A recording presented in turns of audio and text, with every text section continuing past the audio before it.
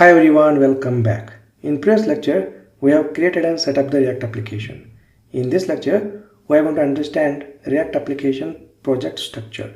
Well, if you go to VS Code and go to our React application over here, so here let us take a look into the important files and folders of our React application. Well, let us begin with package.json file. So basically package.json file contains all the dependencies and scripts required for our React application. For example, if you go to dependency section, here you can see the dependencies like React, React DOM, and in this course we are using React 18 plus. Alright, next here we have script section. So this script section contains all the scripts that are required to start the React application, to build the React application, to test the React application, and to eject the React application. Alright, so just remember, package.json file contains all the dependencies and scripts required for our React application. And whenever we run npm install command, then npm will refer this dependency section and it will install all these dependencies in a node_modules folder. Next we have public folder. Within the public folder we keep all the files that are accessible publicly, and within the public folder you can see the important file, that is index.html. Well, we basically create the single page React applications, right? And in single page React application we can find only one HTML file named index.html. And if you look at the index.html code over here, and especially if you look at the body contains a div with id root. So this div is responsible to render the React component. Alright, so this div is responsible to render the React root component. And most of the time we don't change this index.html file content. We may change this header section to include the scripts and CSS files, but we don't touch the body section. Okay, so the body should contain a single div, and this div is responsible to render the React component. Next we have src folder. Within src folder all the development related stuff goes, and within src folder we have app.js file. So this app.js file contains a root component named app component. Next we have index.js file. So this index.js file is a main entry point for our React application. And if you look at the source code of this file, react DOM.create root, and then document.getElementById, and then id root.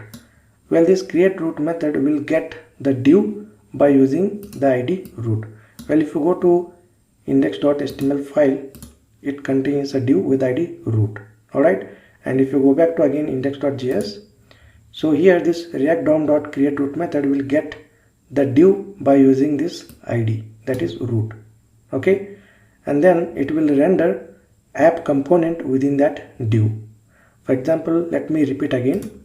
If you go to index.html file, it contains the body, and body has a div with id root.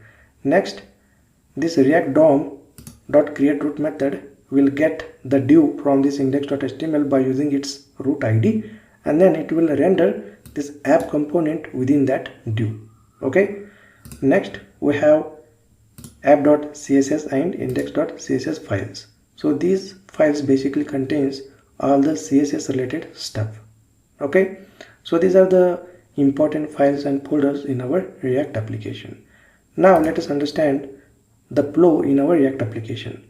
Well, whenever we access the React application from the browser, then this index.html file will get served in the browser. Next, the index.js file will load into the browser.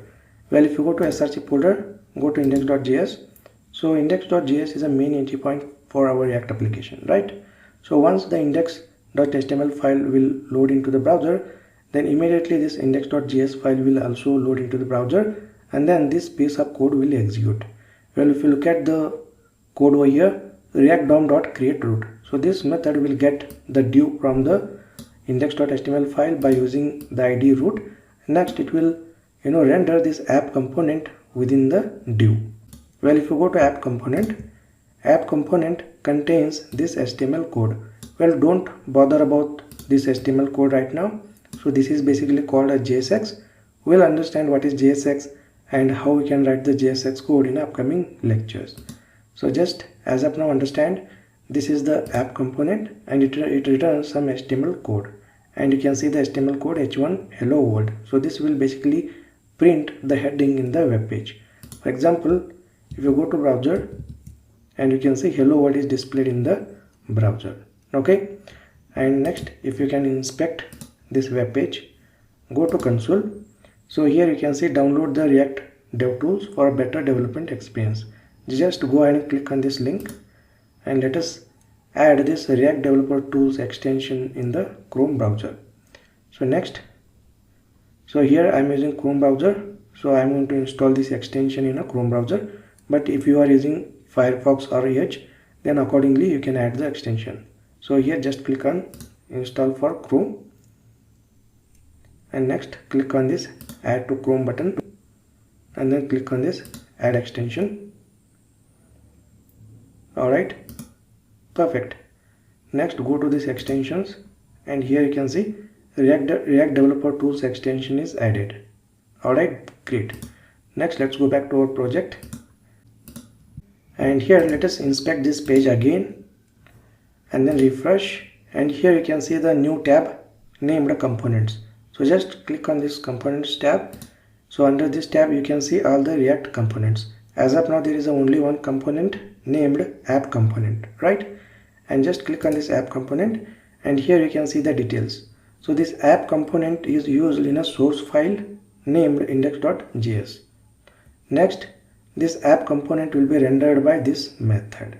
Okay, so basically you can see all the component related information over here. Alright, so this React Developer Tools extension is pretty useful to track the components and the component tree. Okay, great. Well, notice here by looking into this components tab, we can clearly understand the React application flow. Well, whenever we access the React application using browser, then the index.html file will get served, and then this index.js file will get loaded, and this index.js file is a source for this app component. Okay, so just remember, whenever we access the React application from the browser, then the index.html file will get first served in the browser, and then index.js file will get loaded in the browser, and then this index.js file will render the app component. Okay, so this is how the flow goes in a React application.